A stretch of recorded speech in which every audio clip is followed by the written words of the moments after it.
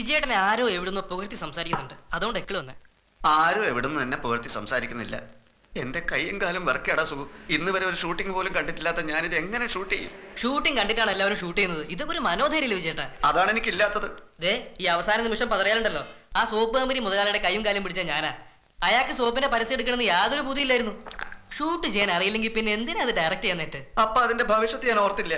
ഇനിയിപ്പോൾ അത് ഓർത്തിട്ട് ഒരു കാര്യമില്ല. അഭിനയിക്കുന്ന മോഡൽ നടി എത്തി, ക്യാമറാമാൻ എത്തി, എല്ലാ സന്നാഹമായി. അല്ല ഞാനും ചോദിച്ചോട്ടെ, വിജയേട്ടൻ ഈ കാലം വരെ ചെയ്തുകൊണ്ടിരുന്ന എല്ലാം അറിയുന്ന പണികളാണോ? അറിയാത്ത പണി ഞാൻ എന്ത് ചെയ്തു? ഓർത്ത് നോക്ക്. മുമ്പൊരിക്കല് കയറ് പിരിക്കുന്ന കമ്പനി തുടങ്ങാൻ പോയത് ഓർമ്മയുണ്ടോ? ഉണ്ടല്ലോ. നമ്മുടെ നാട്ടുകാരെ അധിക വില കൊടുത്ത് ആലപ്പുഴ കയർ വാങ്ങും. ഈ കയർ എന്തുകൊണ്ട് നമുക്ക് ഇവിടെ തന്നെ ഉണ്ടാക്കിക്കൂടാ എന്ന് ഞാൻ ചിന്തിച്ചു. മാർക്കറ്റ് സ്റ്റഡി ചെയ്തു. Scarcity of a commodity always creates demand. നീ എക്കണോമിക്സ് പഠിച്ചിട്ടില്ലല്ലോ.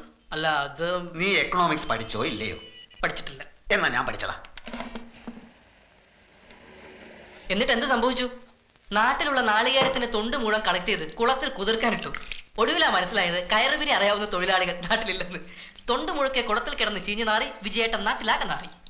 അതെനിക്കൊരു പാഠമായിരുന്നു. എന്ത് പാഠം? പിന്നൊരിക്കൽ വേപ്പ് മരത്തിന്റെ കമ്പ് വെട്ടി തുണ്ടം തുണ്ടമാക്കി പ്ലാസ്റ്റിക്